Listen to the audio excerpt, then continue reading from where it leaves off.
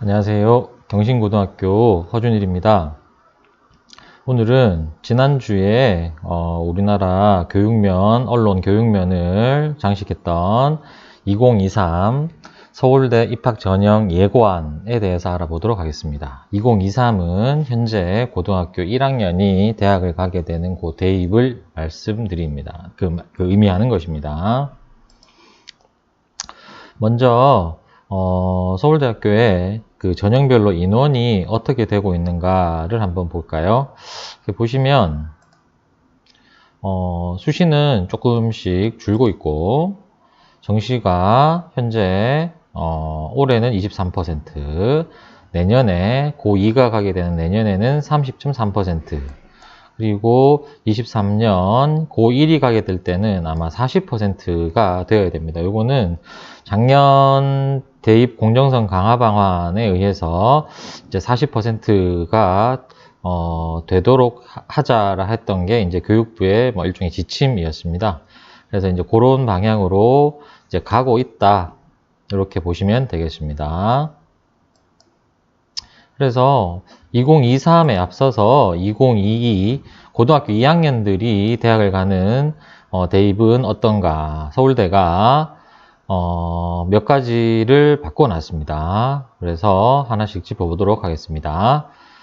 요거 저소득층 가정의 학생들이 정시에 선발이 됩니다. 그래서 원래는 다 수시에 있던 것이 정시 쪽으로도 이제 넘어와 있다. 요거는 이제 다 이제 정시에 없던 것이 정시에 생겼다. 이렇게 보시면 될 것 같습니다.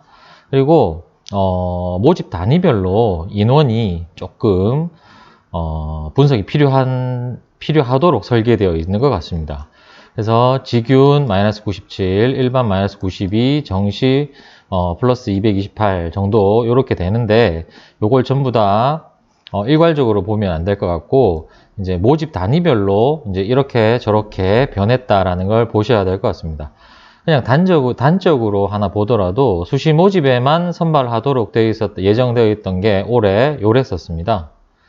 근데 2022 내년이 되면은 이렇게 대폭 줄어져 있습니다. 아무래도 정시가 많이 늘어나 있다 보니까 각 모집 단위별로 이제 변동이 있는 것이 아닌가 이렇게 생각이 됩니다. 그리고 서울대학교에도 마찬가지로 약학대학이 들어오게 됩니다. 약학 계열이 들어오게 됩니다. 약학인데 과학이 아니라 이제 면접 제시문이 수학이다 하나 기억하시면 될 것 같습니다. 그리고 많은 대학들의 영향을 또 주는 것들이 정시 모집군이 가군에서 나군으로 바뀌게 됐습니다. 그러면 자연스럽게 연세대 고려대학교는 이렇게 원래 나군에 있던 것을 가군으로 옮기게 되고 뭐 서강대 성균관대 같은 경우에도 가나로 분할을 해서 나누어서 돼 있던 것들이 모집 단위가 옮겨오게 되도록 지금 되어 있습니다. 이것도 추후에 또 한 말씀을 드리겠습니다. 그리고 이게 작년에 되게 이슈가 됐던, 올 초에 되게 이슈가 됐었던 게 요겁니다. 이제 탐구 과목의 경우에 원래 그 과목 난도에 따른 유불리를 보정하기 위한 변환 표준 점수, 변표를 사용했었는데 2022 대입 시행 계획에 의하면 성적표에 기재된 점수를 그대로 기재된 표준 점수를 활용하겠다라고 되어 있습니다. 이게 과목별 유불리가 또 이제 얘기가 될 수 있는 상황인데 하여튼 이제 이게 굉장히 큰 변화 중에 하나다. 그리고 영어의 감점 폭이 커졌습니다. 그래서 작년 같은 경우에 영어 4등급 학생도 뭐 고교육과나 이런 데 붙은 학생이 있다고 들었습니다. 근데 이제 3등급이 작년까지는 0.5, 0.5 이렇게 갔는데 올해는 이게 2022부터는 0.5, 2.0, 4.0 되니까 작년처럼 영어 4등급이 서울대학교에 합격하는 뭐 이런 일은 잘 없지 않을까 이렇게 생각이 됩니다. 제2외국어 똑같고, 그리고 자유전공학부에 보면 이게 자연계 학생의 경우에 과탐2가 반드시 수능 응시해야 되는 응시 자격에 해당했었는데 요렇게 돼 있습니다. 그래서 자연계 학생이 과탐2를 하지 않아도 지원이 가능하다. 이게 큰 변화 중에 뭐 요렇게 몇 가지를 한번 읽어봤습니다. 그리고 이제 꼭 서울대 학교를 잘 가야지 좋은 학교냐, 뭐 그렇게는 생각하지 않지만 이제 몇 가지를 좀 볼 필요가 있습니다. 이제 서울대학교를 희망하는 학생이라면 첫 번째, 이 고학과 전공에 맞는 기초학력, 그러니까 실력이 아주 중요하고, 역시 마찬가지입니다. 과탐2가 당연히 충실하게 이수되고 또 배우고 익히고 해야 되고, 그리고 플러스 알파로 여러 가지 심화 활동들이 많이 일어나야 된다. 그리고 공동교육과정, 이제 본교의 경우에는 순증교육과정 충실히 이행할 필요가 있다. 이렇게 보시면 되겠습니다. 그리고 요건 제 안타까운 마음입니다. 이렇게 이 대구 수성구 지역이 그래서 그런지 우리 학교 학생들이 서울대학교에 대해서 뭐 생각이 조금 편중되어 있는 것 같습니다. 이렇게 의예과 등의 인기 학과만 내 진로 적성에 맞다라고 생각하기보다는 조금 더 폭을 열어서 계열 적합한 정도로 좀 사고의 폭을 열었으면 어떨까, 이런 생각이 좀 듭니다. 이건 모두 다 아는 거죠. 서울대학교 학생부 종합전형 학업능력과 실력이다. 학업능력과 실력이다. 그리고 요 세 가지는 학업능력, 학업태도, 학업의 소양, 충분히 우리가 학습되어 있는 부분인 것 같습니다. 성장 가능성, 발전 가능성, 우수성, 그리고 독서를 통한 자기주도 학습. 제가 가장 좋아하는 말 중에 하나가 독서는 또 하나의 성적이다.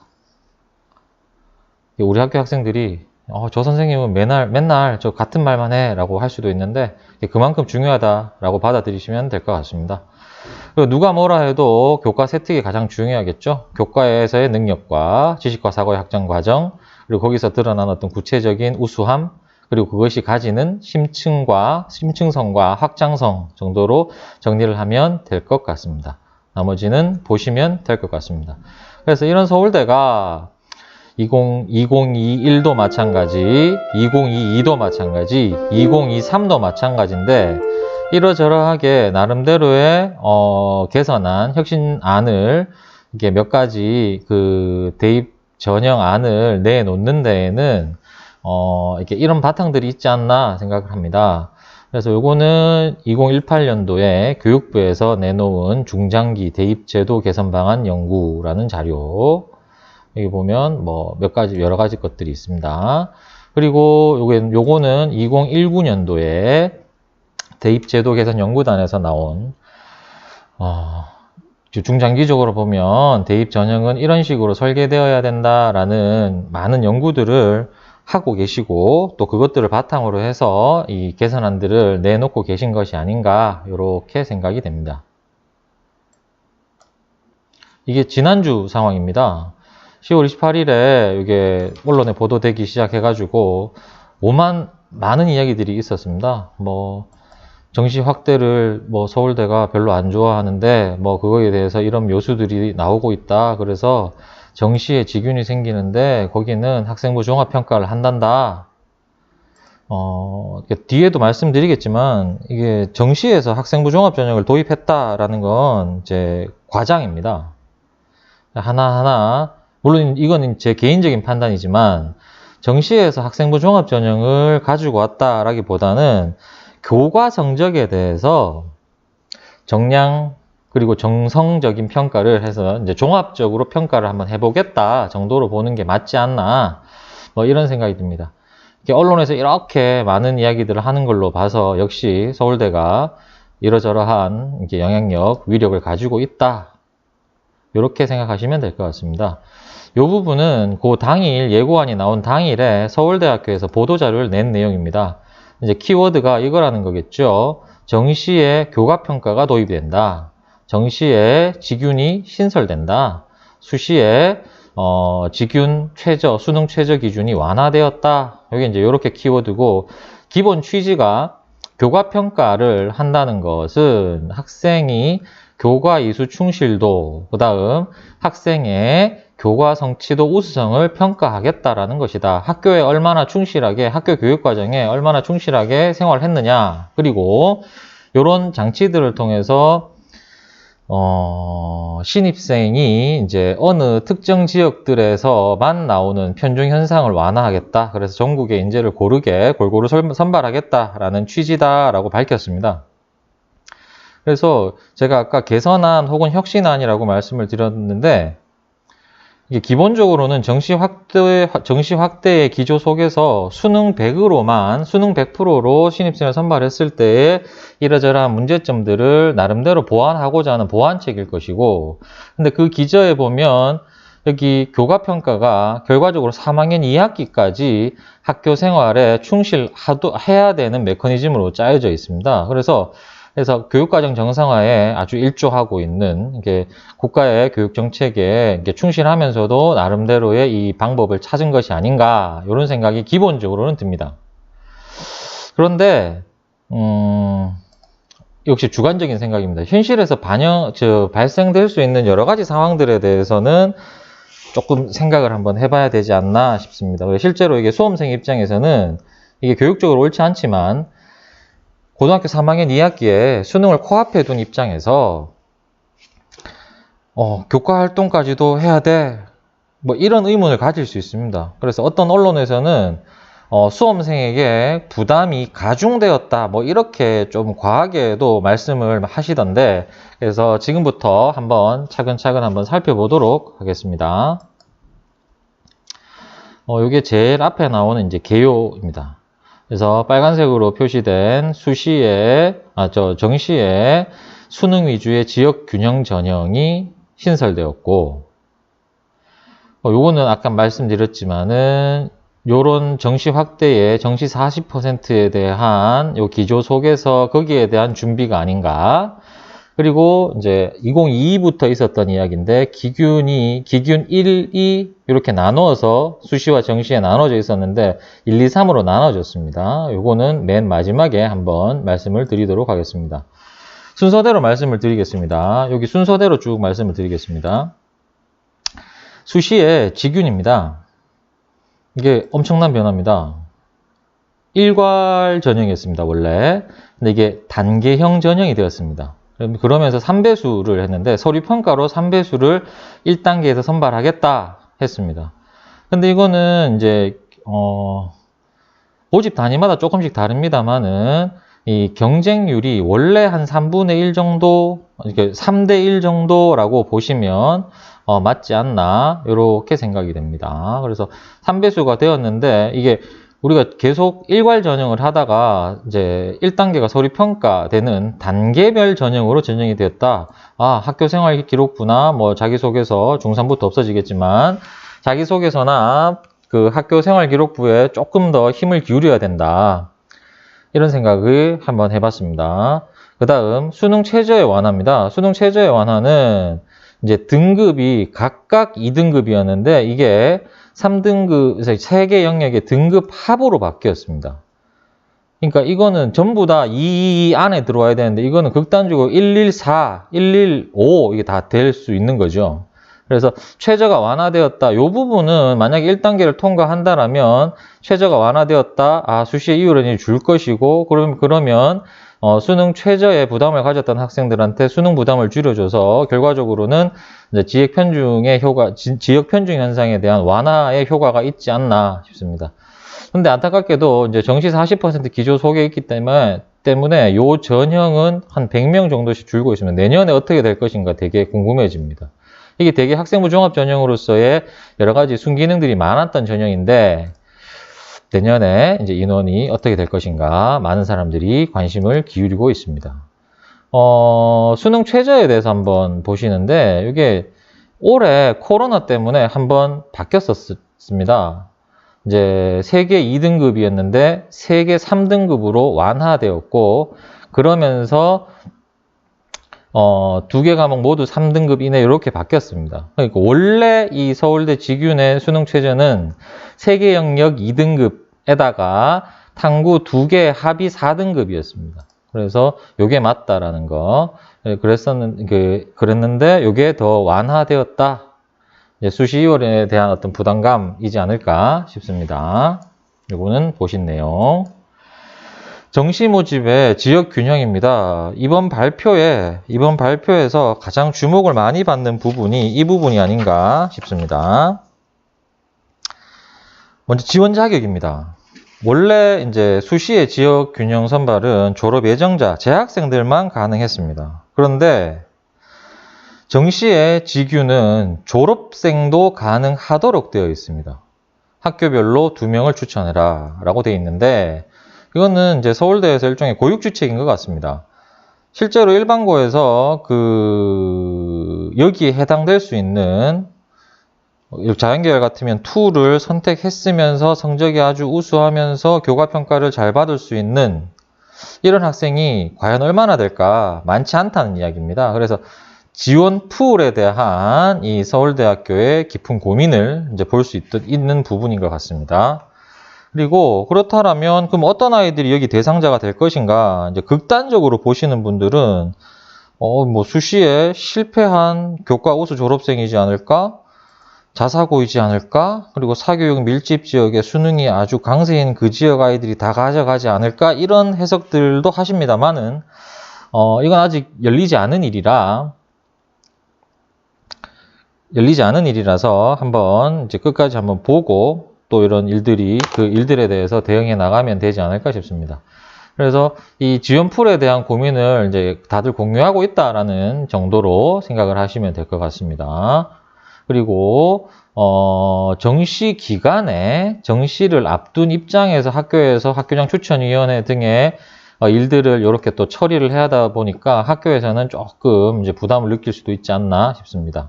그리고 이게 모든 모집 단위에 다 모집하는 것이 아니라 정시 모집 지역균형 전형은 여기 인문대학, 사회과학대학의 일부, 공과대학, 약학계열, 의대, 지의학 요 정도에서 한다. 그러니까 사회과학대학의 사회학과, 아주 경쟁률 높은 이런 데 사회학과 이런 데는 이 전형이 없다. 이렇게 보시면 되겠습니다.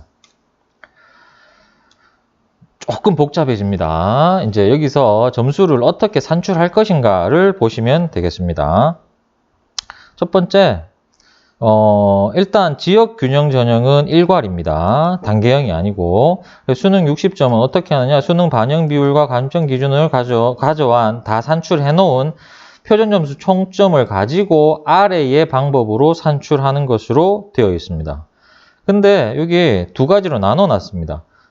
이게 모집 지원자 최고점, 지원자의 최고점과 최저점이 15점 이상 차이가 날 때는 이렇게 환산을 하도록 되어 있습니다.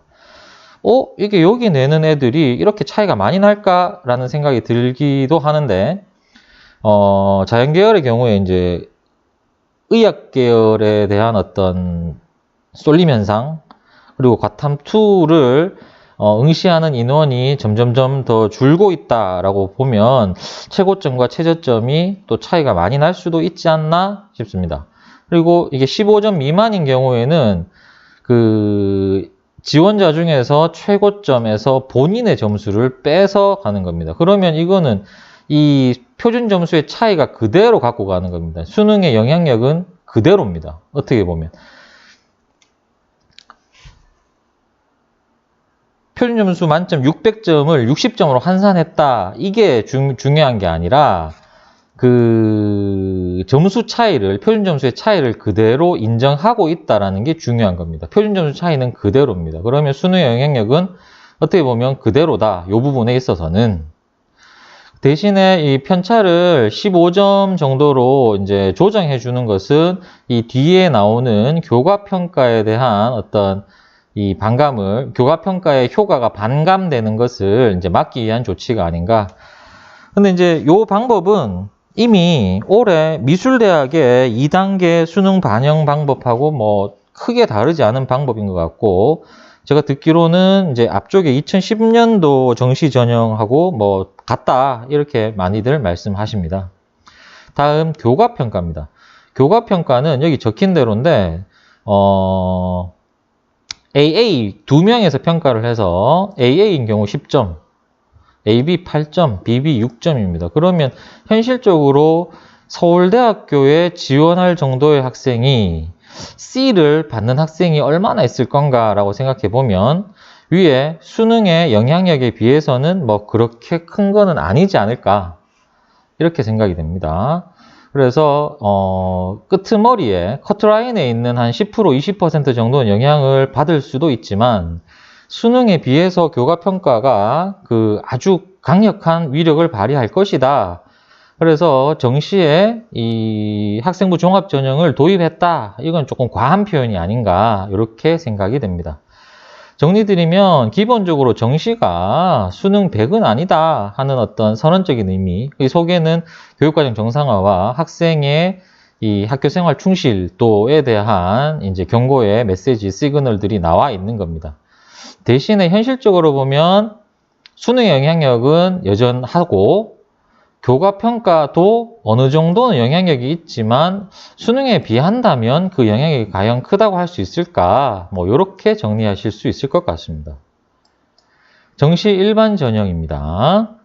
정시 일반 전형은 이게 단계형으로 됐습니다. 원래 수능 100으로 끝났었는데 1단계, 2단계가 나누는데 이제 중요한 건 1단계 점수가 수능이라는 겁니다. 그리고 나면 점수의 조정이라든지 점수의 그 수능의 영향력이라든지 여기서 그 다음 그 교과평가 방식이라든지 똑같습니다. 앞쪽에서 보셨던 내용과 동일한 내용입니다. 그렇다면 1단계에서 수능으로 걸러서 죄송합니다. 1단계에서 수능으로 1차 선발, 1단계 선발을 한다. 그 다음 교과평가를 한다. 그것도 8대2로 앞에는 6대4였습니다. 앞에 지규는 6대4였습니다. 이렇게 되면 정시에 지역균형 선발이든 일반 전형이든 결과적으로는 수능이 일정 수준이 되어야지 그 다음을 볼 수 있는, 그 다음을 이제 고려해 볼 수 있는 이런 구조가 되어 있습니다. 교과평가 방식이나 이런 거 똑같습니다. 그렇다면 다시 한번 강조를 드리면 수능의 영향력은 표준 점수 차이 그대로입니다.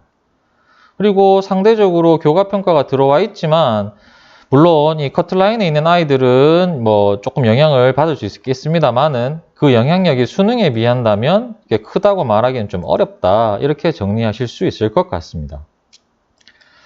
이 내용은 이렇게 이영덕 소장님의 자료를 제가 조금 발췌를 해봤는데 역시 이제 이렇게 말씀하십니다. 모집 단위에 따라서 차이가 있다. 작년 의예과가 1등에서 그다음 1등과 마지막으로 꼴찌로 붙은 아이의 점수 차이가 한 4.83인데 그러면 이게 요걸 기준으로 2배수 정도 잡으면 자 10점 정도 될 것이다. 15점은 안 된다. 10점 정도 될 것 같다. 물론 모집 단위에 따라 차이가 있습니다. 그러면 여기서 1등부터 30등 하던 걸 1등부터 60등 해놓으면 25등에서 35등 한 10%, 20% 정도의 아이들은 합격선 커트라인 근처에 있는 아이들은 이제 영향을 좀 받는다라고 이렇게 보고 있습니다. 저도 거의 같은 생각입니다. 이게 요거는 그 작년 서울교육청에서 받은 자료인데 이런 과가 있는 반면에 이게 꼴찌로 붙은 학생과 1등으로 떨어진 학생입니다. 마지막에 그 차이가 이런 과가 있고 이런 과들이 있습니다. 그러니까 모집 단위에 따라서 달라질 것이다. 이 자료는 부산교육청의 어느 장학사께서 이렇게 같은 PT를 하시면서 잡아 놓으신 자료를 한번 가지고 와 봤습니다. 마찬가지죠. 이게 뭐 15, 20점 미만이든 이상이든 똑같은 논리입니다. 최고점, 최저점에서는 결과적으로 산출을 했을 때 이게 직윤이든 일반이든 바뀌는 일이 없습니다. 대신에 이 친구들 D와 E 학생을 보면 바뀔 수 있습니다. 동점이 나올 수 있습니다. 여기는 바뀌고 여기는 안 바뀌게 되죠. 그래서 이게 교과 평가의 실질 반영률을 얘기할 때 크다, 작다, 있다, 없다 이렇게 말하기보다는 첫 번째 모집 단위에 따라서 조금 상황이 다를 것이고 결과적으로 커트라인의 근처에 있는 아이들한테는 영향력이 좀 있다. 대신에 수능이 월등한 아이가 돼버리면 크게 영향력이 그렇게 크지는 않지 않나. 대신에 이런 건 있습니다. 이렇게 바람직하지 못한 현상인데 의도적으로 이쪽으로 올 수 있습니다. 평가가. 표현이 좀 그랬는데, 이 학생의 생기부를 보니까, 생활기록부 교과학습 발달사항을 보니까, 와, 이 학생은 정말 학교를 도외시하는, 우리 학교에는 없는 아이입니다만은 매일 자고 지각하고 뭐 이런 식으로 수업에 불성실하게 참여하고 하는데 수능은 엄청 잘 나오는 이런 캐릭터의 아이가 있을 수도 있습니다. 이런 아이는 이렇게 될 가능성도 있지 않나. 역시 기본적으로 학생에 대한 선발권은 대학에 있다라고 보면 이게 괜찮은 조치가 아닌가. 교사 입장에서 뭐 나쁠 게 별로 없는 이런 상황입니다. 그래서 이제 결국 수능의 영향력이 엄청 크다. 커트라인에 있는 학생들한테는 교과평가에 이 영향력이 있을 것이다. 다만 이게 너무 수준 이하로 우리가 흔히 하는 표현으로 격이 없는 학생이 되면 안 되겠다. 요렇게 생각하시면 되지 않을까 싶습니다. 교과평가의 방법은 기준이겠죠. 이렇게 적혀 있습니다. 교과 이수의 충실도를 반영하는 이렇게 되어 있습니다. 교과 학습 발달, 그러니까 생기부 8번만 반영을 한다라는 이야기고 그 속에서 교과 이수의 현황과 교과 학업 성적과 세부 능력 특기사항을 반영하겠다. 그래서 학생을 정성적, 정량적으로, 종합적으로 평가하겠다라는 이야기입니다. 요 부분이 되겠습니다. 평가 자료는 학생의 학교생활 기록부, 그러니까 8번과 그 해당 학교의 교육과정 편성이 되겠습니다. 요걸 조금 상세화해 놓은 게 이렇게 되어 있습니다. 자, 과목 이수의 내용입니다. 교과목 위계에 따라서 선택 과목을 잘 이수를 했는가? 그리고 진로적성, 그러니까 해당 모집 단위와 이제 계열적 합을 어느 정도 맞아 들어가는 과목들을 잘 들었는가? 이수 현황. 그 다음, 교과 성취도는 이제 성적입니다. 근데 이게 단순히 그 등급에 따른 정량평가는 아닙니다. 과목을 학생이 선택한 과목의 수준과 수강자 수, 원점수, 평균 표준 편차, 성취도 분포 비율 등을 고려한다고 되어 있습니다. 여기 석자 등급이란 말은 없지 않습니까? 그래서 종합적으로 평가한다. 그 방향성은 학교 교육과정의 정상화다. 학생의 학교 생활에 대한 충실도이다. 명확합니다. 그 다음 수행 내용을 보면 역시 마찬가지 충실도, 세부 능력 특기사항을 통해서 파악하겠다. 예시를 드러놨습니다. 이게 아까 AA, AB 뭐 이렇게 한다 했으니까 A를 받으려면 앞에 이 세 가지에 대해서 AND 조건으로 만족을 해야 되겠습니다. 내용과 성취도와 학업 수행 내용이 맞아야 됩니다. 요거 중요하니까 한번 읽어보겠습니다. 공과대학의 경우에 모집 단위 관련 진로 선택 과목 2과목 이상을 선택, 괄호하고 물리, 화학, 기하라고 명기해 놨습니다. 이게 되게 작은 것을 크게 해석하는지는 잘 모르겠습니다만은 요 과목 정도는 이수를 하는 게 좋겠다 정도의 메시지는 충분하다고 생각합니다. 그러면서 기초교과와 여기 모집 단위의 관련 교과목이 요 정도 성취도 A 수준이 되어라. 그리고 학교에 충실히 참여해라. 얘들이 AND 조건으로 걸려 있어야 됩니다. 여기서부터 하나 빠지고 더 빠지고 이렇게 하면 내려가겠죠. 그러면 여기 공과대학의 경우에 뭐 이렇게 쉽게 얘기하죠. 수학과학 부분들은 2 포함하는 혹은 그 이상의 과목들을 포함하는 이제 많으면 많을수록 좋지 않나.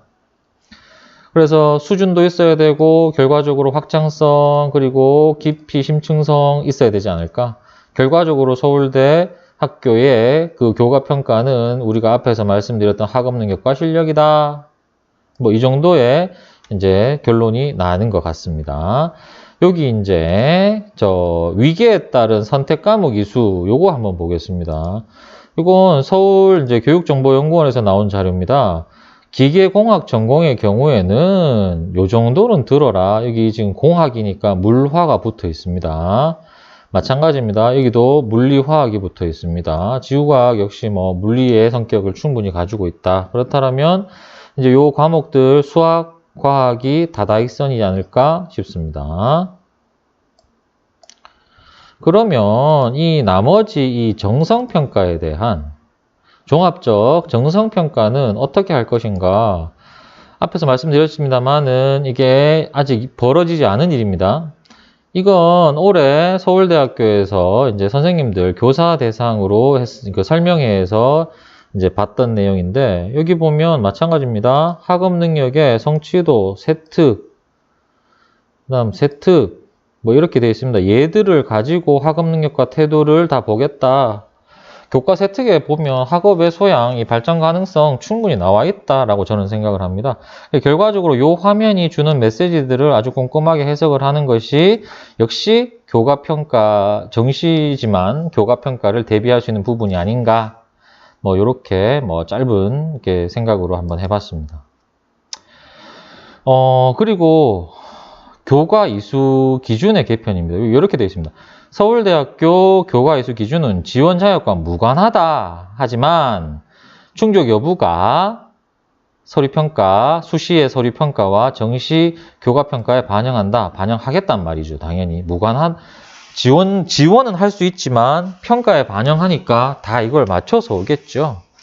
특히 우리 대구 지역이나 이제 비수도권의 경우에는 이제 수시에 대한 대비가 조금 속도감이 이제 빠르지 못한 감이 있습니다. 그래서 서울대학교에서 내놓은 교과 이수 기준이 되면 이 하나의 단위 학교에 그 숨만 쉬고 있어도 학교를 다니기만 해도 서울대 교과 이수 기준을 맞춰내고 있는 게 아마 현실이지 않을까 조심스럽게 이렇게 생각을 해봅니다. 그래서 2023 이후에 교과 이수 기준은 사탐 3, 과탐 3 혹은 사탐 2 혹은 플러스 과탐 4 그리고 이렇게 제2외국어와 한문 중 한 과목을 이수를 해라. 그리고 이렇게 단서를 달아놨습니다. 과학 2도 이수했으면 좋겠다. 그 다음 이수 기준이 하나 더 나왔는데 요거는 이제 작년에 이제 여기 그 가산점으로 내놨던 부분입니다. 2개 교과 이상에서 그러니까 수학, 과학을 맞추든 수학, 사회를 맞추든 맞춰라. 일반 선택 4, 일반 3, 진로 1, 일반 3, 진로 2, 일반 2, 진로 3, 일반 3, 진로 1, 일반 2, 진로 2. 이게 교육과정에 대해서 어느 정도 이게 보시는 분들은 아시겠지만 이게 그냥 나온 기준은 아닙니다. 명확하게 고등학교 교육과정 그리고 학생들이 어떻게 그 이수를 할 것인가에 대해서 아주 면밀하게 따지고 그 분석한 다음에 나온 이야기입니다. 그래서 역시 여기도 또 단서를 달아놨습니다. 이제 공동교육과정 그리고 온라인 수업 해라. 우리 학교에는 순증 과목으로 해결을 할 수 있도록 되어 있습니다. 참고하시기 바랍니다. 그러면 이렇게 나름대로 복잡하게 적어놨는데 이거는 결과적으로 이렇습니다. 사회는 최소한 2개를 받아라. 2개를 이수를 해라. 근데 인문계열 모집 단위에 지원하려면 4과목 이상 들어라. 그 중에 하나는 진로 선택이어야 된다. 과학 최소 3개 들어라. 대신에 자연계 모집 단위에 지원하는 학생은 5개 이상 들어라. 진로 과목 2개 이상, 그러니까 2 과목을 2개 이상 들어라. 이렇게 되어 있습니다. 이렇게 해석할 수 있습니다. 이렇게 들으면 다 충족할 수밖에 없게 되어 있습니다. 아까 말씀드렸지만 이미 학교에서 맞춰놓고 있는 문제일 수도 있습니다. 아주 간단한 문제인데 뭐 바람직한 방향인지 아닌지는 잘 모르겠습니다. 그 다음 그 모집 단위에 그 분야에 맞는 교과목을 선택할 수 있다. 그리고 이게 아주 오래된 이야기인데 이수 학생이 적어서 성적을 받기가 어렵다. 거기서 낮은 등급을 받은 학생과 이수를 하는 학생이 많아서 똑같은 성취도를 가졌는데도 등급을 더 높게 받는 게 어느 게 더 유리한가? 이건 서울대는 아마 전자일 것이라고 생각이 됩니다. 요새 대다수의 많은 학교에서 학생부 종합전형을 강조하는 학교라면 이 논리들을 그대로 차용하고 있고 이제는 어느 정도 일반화된 사실이 아닌가 이렇게 생각이 됩니다. 참고로 말씀을 드리면 이제 2학년들도 있을 수 있으니까 과거의 교과 이수 기준이 이랬습니다. 사탐 4, 과탐 3 혹은 거꾸로 3, 4 그 다음 요게 제2외국어 한문 하나 이렇게 됐습니다. 이게 올해죠. 올해 학생들 2015 개정교육과정 시작하는 학생들이 3 플러스 3, 2 플러스 4로 바뀌었습니다. 요건 같고 그래서 뭐 달라졌다 이게 아니라 한국사가 빠지면 여기는 원래 여기서는 한국사가 사회로 들어갔고 2015 개정교육과정에서는 한국사가 기초교과군에 속하기 때문에 그냥 한국사 하나 빼버리면 똑같습니다. 3 플러스 3, 3 플러스 3, 2 플러스 4, 2 플러스 4. 그러니까 다른 게 아닙니다. 똑같습니다. 여기에 2학년 아이들은 뭐가 붙느냐 하면 아까 말씀드렸던 수학, 과학, 그리고 수학, 사회에 대해서 가산점을 줬습니다. 그럼 이거는 뭐 다 2점을 다 맞춰냈었겠죠. 그 예시가 이렇습니다. 아까 말씀드렸습니다만 이게 발표되고 나서 대다수의 단위 학교에서 어느 정도 다 맞춰놨습니다. 이게 조금 현실적으로 학생들의 선택권을 100% 완전 개방형으로 하는 학교에서는 요것들을 조금 골치 아프게 이제 받아들였을 수도 있겠지만은 그렇습니다. 비수도권은 이게 이미 하나에 있던 프레임이 되어 있지 않나 이렇게 싶습니다. 그래서 이게 사실은 교과 이수 기준을 개편하셨다 하지만 크게 지금까지의 이 논리와 요구사항 정도에서 크게 다른 부분들이 아닙니다. 그래서 과목을 이수하는 게 이제 학교에 단위학교 프레임이 되어 있다면 별로 고민할 게 없을 수도 있습니다.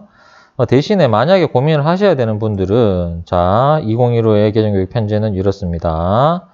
그래서 이렇게 순서대로 가게 되어 있습니다. 이렇게 이게 정상적이죠. 공통에서 선택은 일반에서 진로, 그리고 더 공부하고 싶다 하면 전문 이렇게 가는 게 맞죠. 그래서 수학에 아까 일반 선택 4 플러스 4 혹은 일반 선택 3 플러스 진로 1이라면 하나, 둘, 셋, 4개 내지는 하나, 둘, 셋에다가 기하 혹은 나머지 더 이렇게 할 수 있겠죠. 과학 마찬가지입니다. 1은 일반이고 일반 선택이고 2는 이제 진로 선택이니까 이제 여러 가지 조합들이 나올 수 있겠다. 그래서 학생들은 이제 여기서 얼마나 벗어났느냐를 따지면 크게 어렵지 않습니다. 그리고 아까 제가 제시해 드린 방법, 사회 2개 들어라, 과학 3개 들어라. 대신에 인문은 4개 이상, 진로 1개 포함해서, 자연은 5개 이상, 진로 2개, 2개 포함해서 그렇게 되면 교과 이수 기준은 그냥 자동으로 만족하는 것입니다. 그래서 이제 큰 줄기는 이제 끝났고, 맨 처음에 말씀드렸던 이게 수시에 있다가 2022 고2의 정시 때부터 수시에 있다가 정시에 포함됐는데 여기 지원 자격이 23년에 바뀌었습니다.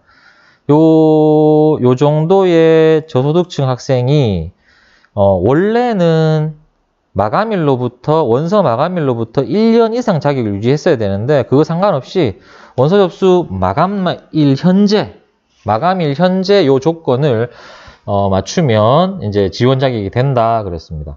그래서 특별 전형 취지에 더 충실하지 않나. 요새처럼 이제 사회 변화의 속도가 빠르고 하니 이런 자격 조건 역시도 좀 바뀔 수 있지 않나 싶습니다. 취지에 충실한 것 같고 여기 해당되는 학생들한테는 아주 큰 의미입니다. 올해 저희 학교에 조금 뼈아픈 경우가 있었죠. 저희가 서울대 입학처에 전화해서 정확하게 요 상황을 물어봤었습니다. 꼭 이게 되어야 됩니까? 하니까 모집 요강은 이렇습니다 라는 답을 받았었는데 만약에 이게 올해 이렇게 바뀌었었다면 올해 또 우리 학교에 또 합격생이 한 명 나올 수 있었을 것 같은데 이런 생각이 듭니다.